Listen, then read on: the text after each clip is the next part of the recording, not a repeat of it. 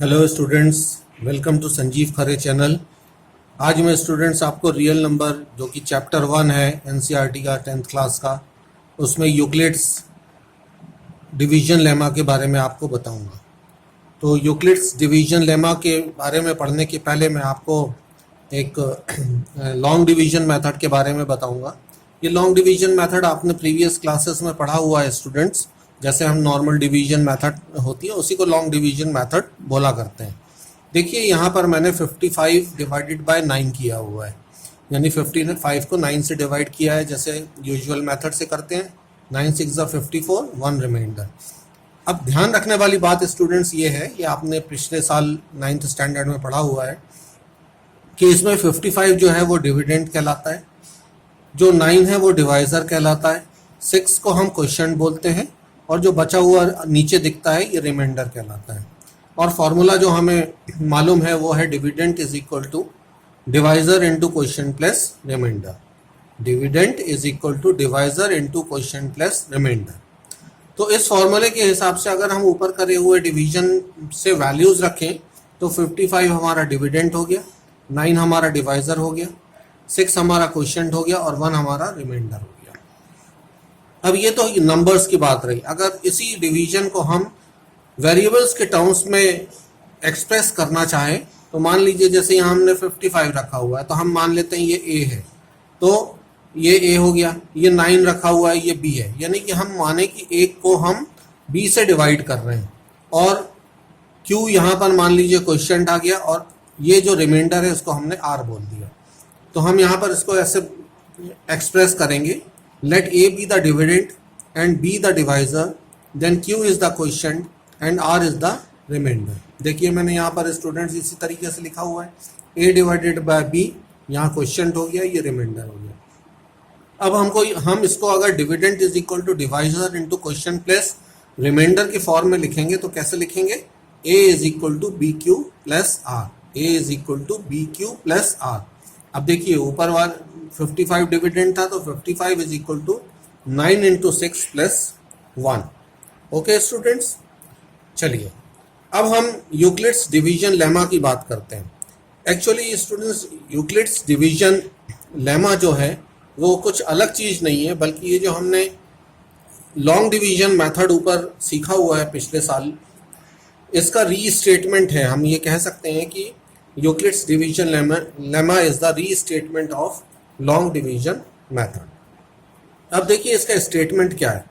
For each pair of positive integer a and b there exist a unique integer q and r which satisfied the equation a is equal to b q plus r where r is greater than और is equal to 0 and less than b। देखिए इस definition में ये कहा गया है कि a b positive integers हैं और इसका जो सोल्यूशन क्वोशिएंट और रिमाइंडर आ रहा है जो कि q और r है वो यूनिक होगा, मतलब एक ही होगा। कैसे? ये देखिए यहाँ पर हमने 55 को 9 से डिवाइड किया तो हमने सॉल्व करने के बाद 9 6 54 बोला और ये 1 रिमाइंडर। इसका मतलब 55 को 9 से हम डिवाइड करेंगे तो हमेशा क्वोशिएंट 6 आएगा और रिमाइंडर 1 आएगा। अब देखिए कंडीशन यहाँ क्या दी हुई है, r इज ग्रेटर देन और is equal to 0 and less than b। अब देखते हैं तो r मतलब रिमाइंडर, तो देखिए रिमाइंडर इज ग्रेटर देन 0, ठीक है, 1 जो है 0 से ज़्यादा है।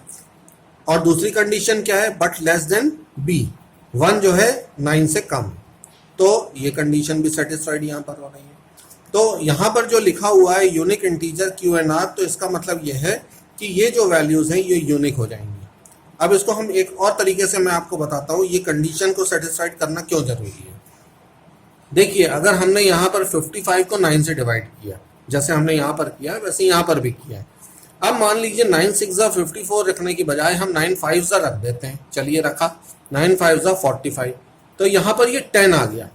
अब हमारी कंडीशन क्या है, r is greater then 0 and less than b। अब r आ गया रिमाइंडर 10, तो 10 0 से ज़्यादा है, हाँ है, ठीक है, ये तो कंडीशन सेटिस्फाइड हो गई। But less than b। अब देखिए इस क्वेश्चन में b कितना है, 9 है, और ये कितना आ रहा है, 10 आ रहा है। तो एक्चुअली जो है ये b r जो है वो b से कम होना चाहिए, लेकिन यहाँ पर r कितना है, b से ज़्यादा हो रहा है। इसका मतलब इसके कई सोल्यूशन नहीं हो सकते हैं, एक ही सोल्यूशन होगा। इसीलिए डेफिनेशन में कहा गया है कि there exist a unit integer q and r which satisfied the equation. तो इस फॉर्मूले को आप ध्यान रखिएगा स्टूडेंट्स, ये बहुत इंपॉर्टेंट फॉर्मूला है, क्योंकि आगे जब हम प्रॉब्लम सॉल्व करेंगे तो इस कॉन्सेप्ट को हमें ध्यान में रखना होगा। चलिए आगे बढ़ते हैं स्टूडेंट्स। ये मैं आपको ऑलरेडी बता चुका हूं कि Euclid's division lemma is a restatement of the long division process. ये मैंने यहाँ पर स्टूडेंट्स कुछ एग्जांपल्स लिखे हुए हैं, जैसे पीछे हमने एक एग्जांपल लिखा हुआ है, जैसे यहाँ पर 25 को 7 से डिवाइड किया तो a is equal to b q plus r की फॉर्म में इसको लिख लिया। 20 डिवाइडेड बाय 3 किया, इसको भी हमने a is equal to b q plus r की फॉर्म में लिख लिया।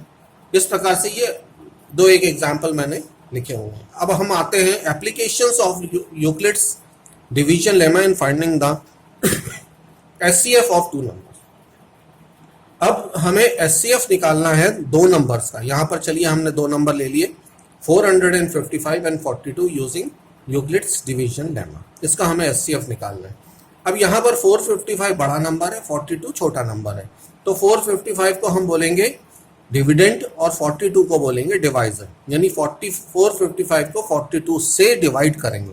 चलिए करते हैं स्टूडेंट्स। यहाँ पर देखिए मैंने लिखा हुआ है 455 डिवाइडेड बाय 42, तो 10 से ये गया तो क्योंकि ये 420 हो जाएगा तो ये हो जाएगा 35। मतलब इसको सॉल्व करने के बाद रिमाइंडर हमारा 35 आ गया, क्वेश्चन हमारा 10 आ गया, और ये तो एज यूजुअल डिविडेंड और डिवाइजर है। तो हम उसको यूक्लिड्स लेमा के फॉर्म में किस प्रकार से लिख सकते हैं, 455 is equal to 42 into 10 plus 35। हमने लिखा था ना वहां पर a is equal to b q plus r.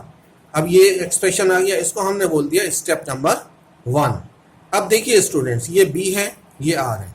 अब हम नेक्स्ट स्टेटमेंट में प्रोसेस में क्या करेंगे, b को r से डिवाइड करेंगे। b यहाँ पर 42 है और r हमारा 35 है। चलिए 42 को 35 से डिवाइड करते हैं। ये देखिए मैंने यहाँ पर 42 को 35 से डिवाइड किया, 35 1 सा 35, रिमाइंडर 7 आ गया। फिर हमने इसको डिवीजन लेमा के फॉर्म में लिख लिया, तो ये क्या हो जाएगा 42 is equal to 35 into 1 plus 7। ये हमारी स्टेप 2 हो गई। ठीक, अब ये देखिए ये b है, ये r है। अब ऊपर हमने b डिवाइडेड बाय r किया था, यहाँ पर भी हम b डिवाइडेड बाय r करेंगे। ठीक है, करते हैं इसको। तो हमने यहाँ पर 35 डिवाइडेड बाय 7 किया, तो 7 5 सा 35, रिमाइंडर इज 0।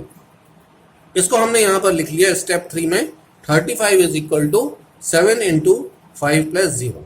अब देखिए स्टूडेंट, जैसे ही ये रिमाइंडर 0 होता है वैसे ही ये प्रोसेस हमारी स्टॉप हो जाती है, इसको हम रोक देते हैं। और इस कंडीशन में जो डिवाइजर होता है, डिवाइजर इसमें क्या है, ये b है, b को हम डिवाइजर बोलते हैं। तो ये डिवाइजर जो होता है वो हमारा जो जिस नंबर का हम यहाँ पर एचसीएफ निकाल रहे हैं उसका एचसीएफ होता है।